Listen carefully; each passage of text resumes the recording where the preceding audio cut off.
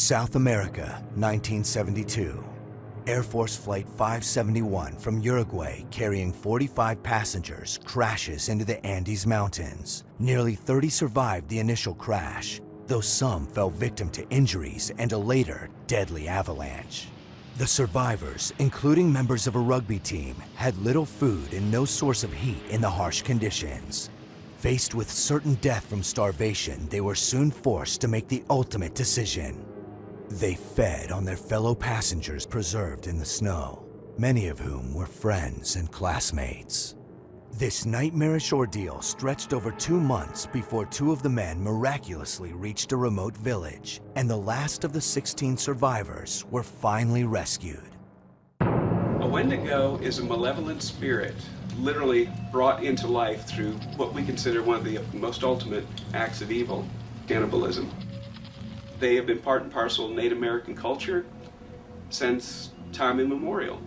They normally start out as a human that becomes depraved and cannibalistic.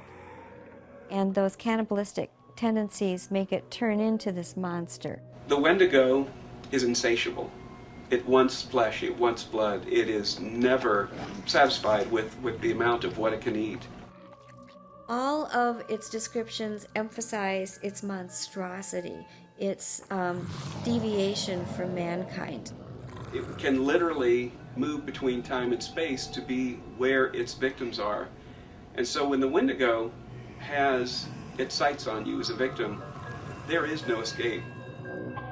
I think that the Algonquin Indian tale of the Wendigo has more to do with mental health than it does with cannibalism. Wendigo psychosis could be characterized as a very extreme form of cabin fever.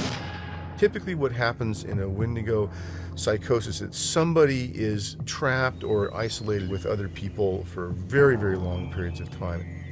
And they may have plenty of provisions to eat. And what happens in this syndrome is that a person will start to develop the belief that they're going to turn into a monster and then cannibalize the other people around them. And so it can become a very, very dangerous delusion.